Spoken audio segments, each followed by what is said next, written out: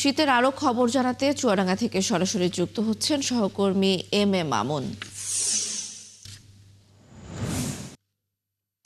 মামুন, তীব্র শীতে কি প্রভাব পড়েছে সেখানে, এ নিয়ে কি বলছেন স্বল্প আয়ের লোকজন, আর তাপমাত্রা বিষয়ে আবহাওয়া অফিসই বা কি বলছেন, জানাবেন আমাদের বিস্তারিত।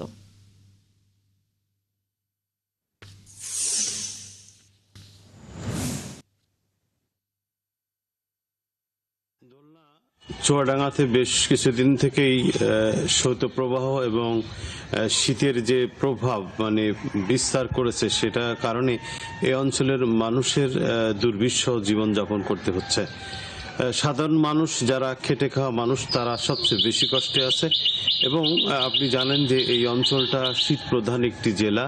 এই জেলাতে সর্বনিম্ন তাপমাত্রা গত বছর কিন্তু 6 ডিগ্রিতে নেমেছিল। এবার যদিও 9-এর নিচে নেমেছিল এবং সে কারণে শৈত্যপ্রবাহ ঘোষণা করে চুয়াডাঙ্গা আবহাওয়া দপ্তর। এবং আজকে সকাল 6টায় তাপমাত্রা রেকর্ড করা আছে 13.0 ডিগ্রি সেলসিয়াস। আমি আপনাকে দেখাই যে পিছনের দিকে দেখেন যে একটি এলাকায় আবহাওয়াটা কি ধরনের অবস্থা।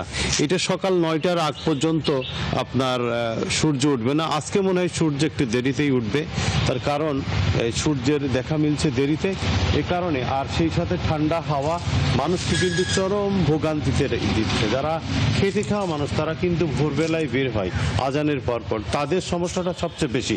অর্থাৎ চুয়াডাঙ্গা জেলার সর্বশেষ অবস্থা এইটাই ছিল দোলনা।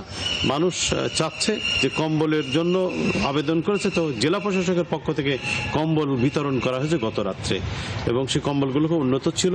এই শীতার্ত মানুষ তারা এই কম্বল পেয়ে খুশি। আমরা মনে করি যে অন্যান্য প্রতিষ্ঠানগুলো এভাবেই। ধন্যবাদ মামুন। দর্শক, চুয়াডাঙ্গা থেকে শীতের খবর জানতে আমরা সরাসরি যুক্ত ছিলাম সেখানে।